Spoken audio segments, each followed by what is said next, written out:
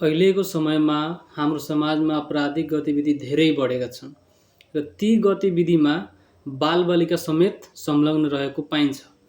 यदि आपराधिक गतिविधिमा वा अपराध गर्दाखेरि यदि बालबालिका त्यसमा संलग्न छ भने त्यसको कानुनी व्यवस्था के छ, यही सन्दर्भमा आज हामी हेर्नेछौँ। हाम्रो मुल्की अपराध संहिता 2074 को दफा 45 में के भनेको छ भन्दाखेरि बालबालिकालाई हुने सजाय।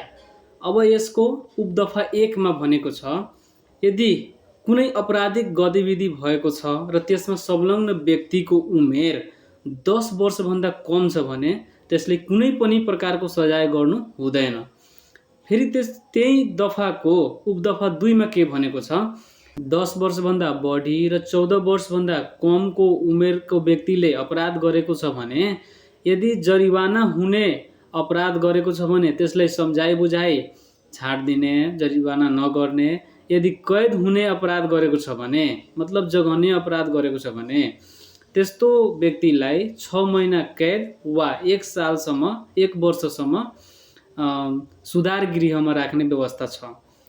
यही दफाको उपदफा 3 मा के भनेको छ, 14 वर्षदेखि 16 वर्ष उमेर नपुगेको व्यक्तिले कुनै कसुर गरेको छ भने कानुन बमोजिम हुने कसुरको आधी सजाय गर्ने।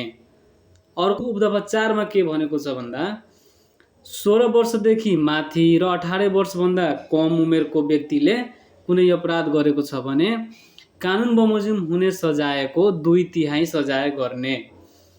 र अर्को उपदफा 5 मा लास्टमा के भनेको छ, 16 वर्ष नपुगेका व्यक्तिले जघन्य अपराध, गम्भीर अपराध वा पटके अपराध बाहेक कैदको सजाय नहुने भनेको छ।